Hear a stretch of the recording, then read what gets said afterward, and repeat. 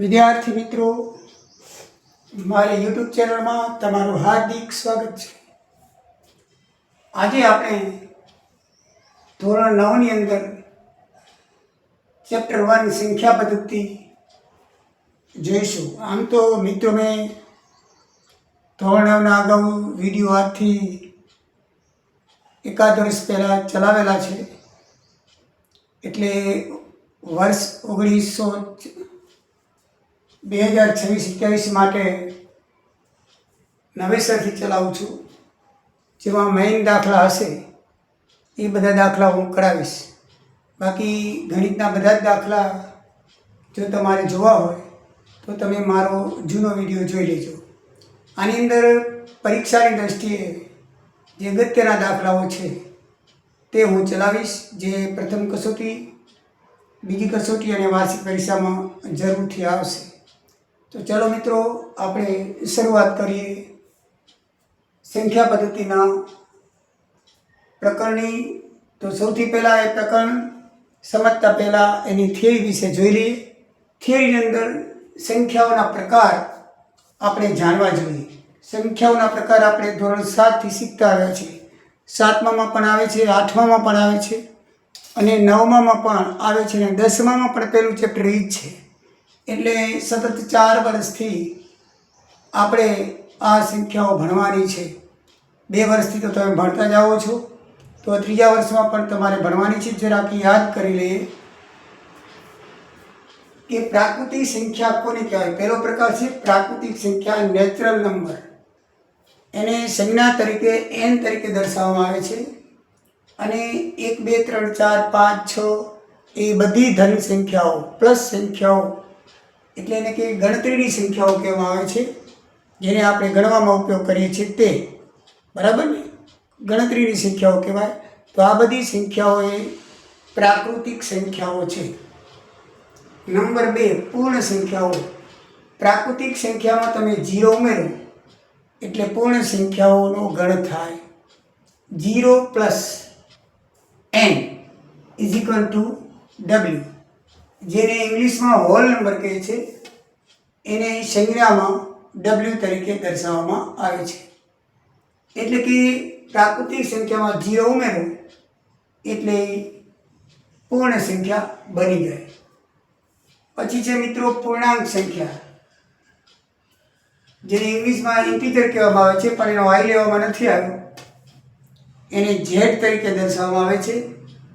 અને આ બે સંખ્યાની અંદર તમે માઇનસ સંખ્યા ઉમેરી નાખો એટલે કે ધન સંખ્યાની વિરુદ્ધ સંખ્યાઓને +0 કરો તો z સંખ્યા પૂર્ણાંક સંખ્યા બને છે. એ z સંખ્યામાં -3, -2, -1 કોઈ પણ માઇનસ સંખ્યા +0 પ્લસ ગણતરીની સંખ્યા n, એટલે n +0 + ઋણ સંખ્યા બરાબર z થાય. એટલે એક પછી એક ઉમેરાતી આવે છે. પૂર્ણ સંખ્યામાં 0 ઉમેરો, પ્રાકૃતિક સંખ્યામાં 0 ઉમેરો એટલે પૂર્ણ બને, પૂર્ણમાં માઇનસ ઉમેરો એટલે પૂર્ણાંક બને છે. હવે પૂર્ણાંકની અંદર તમે અપૂર્ણાંક સંખ્યાઓ ઉમેરો તો એ સંખ્યા શું બને છે? સમય સંખ્યા બને છે. સમય સંખ્યા એટલે આ ત્રણેય સંખ્યાઓ તો ખરી જ, પ્લસ અપૂર્ણાંક. અપૂર્ણાંક એટલે ઉપરની છે, 1/5, 7/8. તો આવી જે સંખ્યાઓ છે તે સંખ્યાઓને શું કહેવામાં આવે છે? સમય સંખ્યાઓ. સમય સંખ્યા એટલે -0, ધન અને અપૂર્ણાંક સંખ્યાઓનો ગણ, એટલે કે n + w + z + અપૂર્ણાંક બરાબર q. તેને q વડે દર્શાવવામાં આવે છે. સમય સંખ્યાને શેના વડે દર્શાવવામાં આવે છે? q વડે. આ બધી સમય સંખ્યાઓ કહેવામાં આવે છે. અસમય સંખ્યાઓ કોને કહેવાય? તો જે સમય સંખ્યા નથી તે અસમય સંખ્યા છે. એની વ્યાખ્યા શું છે? કે જે સમય સંખ્યા એટલે આમાં ન આવતી હોય એવી સંખ્યાઓ.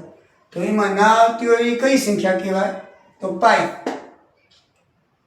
જેનું મૂલ્ય આપણે 22 કહીએ તે પાઈ. પછી અવિભાજ્ય સંખ્યાઓ હોય. અવિભાજ્ય કેને કહેવાય? નીચે આવે છે. અવિભાજ્યોના વર્ગમૂળ જેટલા હોય તે અવિભાજ્ય સંખ્યાઓના વર્ગમૂળ. એટલે 3 પ્રકારની આવે છે. પાઈ છે, પછી આ વર્ગમૂળવાળી છે, પછી આમ અહીંયા 0.10 છે, 0.1, 10, 1, પછી 10, 2 એકડા, 10, 3 એકડા, 10, 4 એકડા. એટલે કે આમ એક એક સંખ્યા વધતી જાય એવી સંખ્યાઓ, પહેલા કરતાં વધતી જાય તેવી સંખ્યાઓ. તો આવી બધી સંખ્યાઓ શું છે? અસમય સંખ્યાઓ છે. આ બધી કેવી કહેવાય? અસમય સંખ્યાઓ છે. જે સમય ન હોય તેવી સંખ્યાને અસમય કહેવામાં આવે છે. પછી મિત્રો છઠ્ઠો પ્રકાર છે વાસ્તવિક સંખ્યા, રિયલ નંબર. તો રિયલ નંબર જે છે એટલે આ બધી સંખ્યાઓનો ગણ, આ બધી સંખ્યાઓનો n + w + z + q + q dash. અસમય સંખ્યાને q ડેશ વડે દર્શાવવામાં આવે છે. q ડેશ નો મતલબ શું થાય કે અસમય સંખ્યા નહીં, સમય સંખ્યા નહીં, સમય સંખ્યા એટલે q નહીં એવી જે સંખ્યા હોય, q નહીં એટલે કે આ સમય સંખ્યા એકે ના આવે એવી સંખ્યાઓને અસમય સંખ્યા કહેવામાં આવે છે. એટલે એને q ડેશ વડે દર્શાવવામાં આવે છે. ડેશનો જેના ઉપર ડેશ હોય ને એના એ સંખ્યાનો સમાવેશ એમાં ન થાય. ડેશનો અર્થ થાય છે નહીં, q નહીં એવી સંખ્યાઓ, મીન્સ કે સમય સંખ્યા નહીં તેવી સંખ્યાઓ. તો આરની અંદર આ બધી સંખ્યાઓ ભેગી થઈ જાય, n + w + z + q + q dash. એટલે ટૂંકમાં કેવું તો q + q dash = r. q + q dash = r. એટલે કે સમય અને અસમય સંખ્યાનો ગણ એને વાસ્તવિક સંખ્યા કહેવામાં આવે છે, રિયલ નંબર. સમય સંખ્યા અને અસમય સંખ્યા બંનેનો ગણ એટલે શું કહેવાય છે? વાસ્તવિક સંખ્યા કહેવામાં આવે છે. 7મો છે વિભાજ્ય સંખ્યાઓ. જે સંખ્યાના 2 થી વધારે અવયવ હોય તેવી સંખ્યાઓને વિભાજ્ય સંખ્યા કહેવામાં આવે. 2 થી વધારે અવયવ હોવા જોઈએ. દાખલા તરીકે 4, 6, 8, 10, 20, 25 વગેરે સંખ્યાઓ. આ બધીને વધારે અવયવ છે. જો 4 ના 2 × 2 1, 1 તો બધાને અવયવ છે. 6 ના 2 × 3 1 એટલે 3 અવયવ થયા. 8 ના 2 × 2 3 બગડા 1, 10 ના 5 × 2 1, 20 ના 2 × 2 × 5 × 1 એટલે 2 થી વધારે અવયવો છે. તો 1 થી 100 સુધીમાં આવી 74 સંખ્યા આવે. 74 કેટલી આવે છે? 74. 1 થી 100 સુધી તમને ઘણી વખત વિકલ્પમાં પૂછાય છે કે 1 થી 100 સુધીમાં આવતી અવિભાજ્ય સંખ્યાઓ કેટલી? તો 74 છે. બરાબર છે. પછી આવે છે અવિભાજ્ય સંખ્યાઓ. તો જે સંખ્યાના ફક્ત 2 જ અવયવ હોય એ પાછું નક્કી છે. એક અને એ સંખ્યા પોતે, એક અને એ સંખ્યા પોતે 2 જ અવયવ હોય, બીજો કોઈ અવયવ ન હોય એવી સંખ્યાને શું કહેવાય છે? અવિભાજ્ય સંખ્યા કહેવામાં આવે છે. દાખલા તરીકે 3, 5, 7, 11, 13, 17, 19 આ બધી સંખ્યાઓ અવિભાજ્ય સંખ્યાઓ છે. આ બધાના અવયવ 2 જ પડે તો 3 × 1 બીજો અવયવ નંબર 3 પોતે 1 1, 5 × 1 5 પોતે 1, 7 × 1 7 પોતે 1, 11 × 1 11 પોતે 1. આના ફક્ત 2 જ અવયવ પડશે.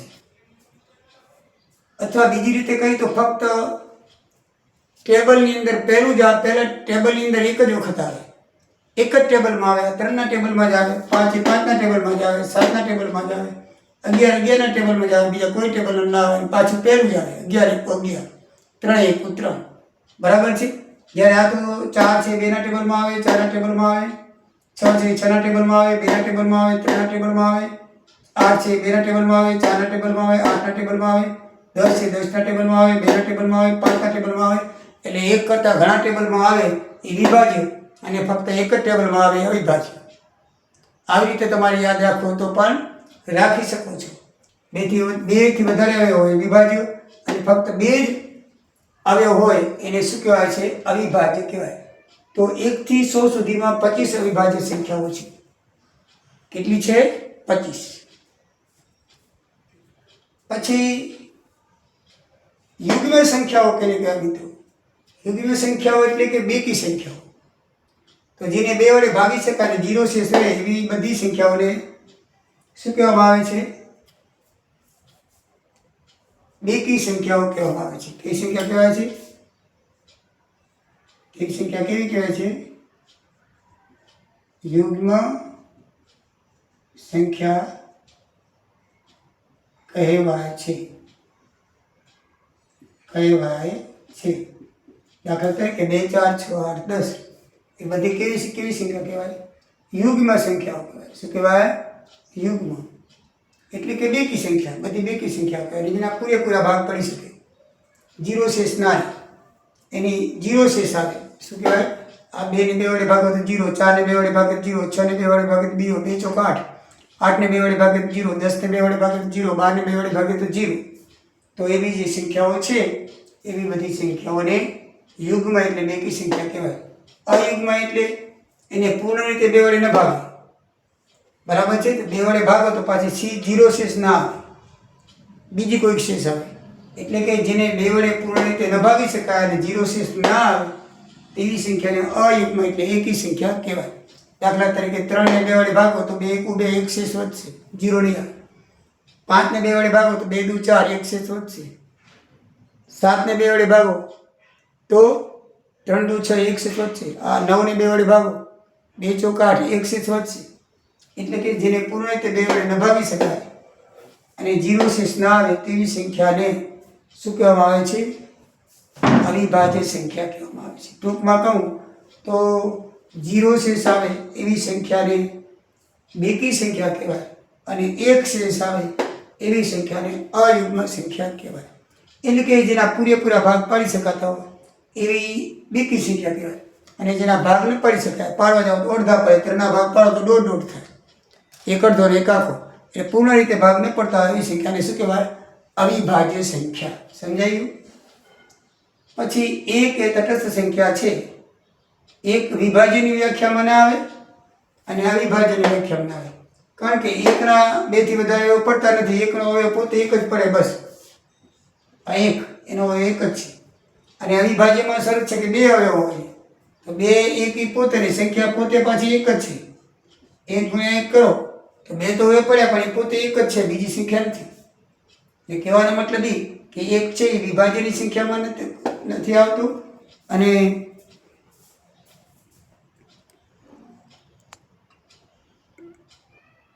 અવિભાજ્યની સંખ્યામાં નથી આવતું. બરાબર છે? એટલે આ એક છે એ વિભાજ્ય પણ નથી અને અવિભાજ્ય પણ નથી. એક એવી છે તટસ્થ સંખ્યા છે. બરાબર મિત્રો? અયુગ્મ સંખ્યા વચ્ચે શીખી ગયા ને? પૂર્ણાંક રીતે 2 વડે ન ભાગી શકાય, એટલે કે એને 2 વડે ભાગો તો એક શેષ વધે, એટલે શેષ વધે એ અયુગ્મ અને શેષ ન વધે એ યુગ્મ. પછી નાનામાં નાની અવિભાજ્ય સંખ્યા કઈ છે? 2.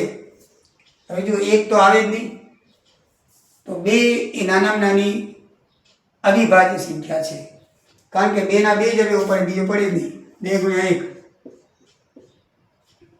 પાછું તમે જુઓ 2 છે ને એક જ એવી સંખ્યા છે જે બેકી છે, જેને 2 વડે ભાગી શકાય. યુગ્મ સંખ્યા છે. અવિભાજ્ય સંખ્યા હંમેશા એકી જ હોય, અયુગ્મ જ હોય. પણ એક જ 2 એવો છે કે જે અવિભાજ્ય છે અને બેકી છે. બાકી બધી અવિભાજ્ય સંખ્યાઓ કેવી હોય? એકી હોય, ક્યારે પણ બેકી હોતી નથી, 2 સિવાય. બરાબર છે? એટલે નાનામાં નાની અવિભાજ્ય સંખ્યા 2 અને વિભાજ્ય સંખ્યા 4 આવે. જો 1 કેમ ના આવે? 1 તો છે તટસ્થ સંખ્યા. 2 કેમ ના આવે? 2 છે અવિભાજ્ય સંખ્યા, એના પર 2 ગુણ્યા 1 અવયવ પડે. 3 કેમ ના આવે? એના પર 2 જ અવયવ પડે, 3 ગુણ્યા 1. બરાબર છે? એટલે આ પહેલી થઈ તટસ્થ સંખ્યા. બગડો થયો અવિભાજ્ય, ત્રગડો થયો અવિભાજ્ય. તો 4 થી શરૂઆત થાય. 4 ને છે ને એને 2 વડે ભાગી શકાય અને શેષ પણ 0 વધે. બરાબર છે? એટલે 4 છે એવી નાનામાં નાની વિભાજ્ય સંખ્યા કહેવાય. એને 2 વડે ભાગી શકાય અને 0 શેષ વધે. અને બીજી રીતે કેવું તો આની કોઈને પણ 2 વડે ભાગી શકાય, આને 2 વડે ભાગી શકાય છે, પણ એના અવયવ 2 છે માટે એ અવિભાજ્યની સંખ્યામાં આવે. એટલે તમે જ્યારે વિકલ્પમાં પૂછાય ને કે નાનામાં નાની અવિભાજ્ય સંખ્યા કઈ તો 2 અને નાના નાની વિભાજ્ય સંખ્યા કઈ તો 4. ટોટલ સંખ્યા 6 મિત્રો. બરાબર. ટોટલ સંખ્યા 100 કેટલી થાય? 100માં 25 કેવી કહેવાય? અવિભાજ્ય. 74 કેટલી કહેવાય? વિભાજ્ય. 74 ને 25 99. અને એકડો કોઈમાં આવતો નથી. વિભાજ્યમાં પણ ના આવે, અવિભાજ્યમાં પણ ના આવે, એટલે એકડો તટસ્થ સંખ્યા છે. એટલે 100 સંખ્યામાં 74 વિભાજ્ય સંખ્યાઓ છે, 25 અવિભાજ્ય સંખ્યા છે અને 1 તટસ્થ સંખ્યા છે. આ મિત્રો યાદ રાખવાનું. પાઈ અસમય સંખ્યા છે. તમને ખાલી એમ પૂછે કે પાઈ એ ખાલી જગ્યા સંખ્યા છે તો અસમય, પણ એની કિંમત પૂછાય 22 કેવી સંખ્યા છે તો એ સમય આવે, કારણ કે p છેદમાં q લખી શકાય છે. સમય સંખ્યાને p છેદમાં q લખી શકાય. શું લખી શકાય? જે સંખ્યા p છેદ q માં લખાય કેવી સંખ્યા અંશ અને છેદમાં લખાતી હોય એને સમય સંખ્યા કહેવાય. અંશ અને છેદમાં લખાતી હોય કેવી સંખ્યા કહેવાય? સમય સંખ્યા કહેવાય. p છેદ q માં લખી શકાતી હોય. સમજણ પડી મિત્રો? તો સંખ્યાઓ વિશે આટલી તમારી બાબત ધ્યાનમાં રાખવાની છે. નેક્સ્ટ વિડીયોની અંદર આપણે દાખલાઓ જોશું. તો એ તો તમને મારો વિડીયો ગમ્યો હશે. જો ગમ્યો હોય તો સબસ્ક્રાઈબ કરજો અને તમારા મિત્રોને ફોરવર્ડ કરજો. જય દ્વારિકાધીશ, જય સિયારામ.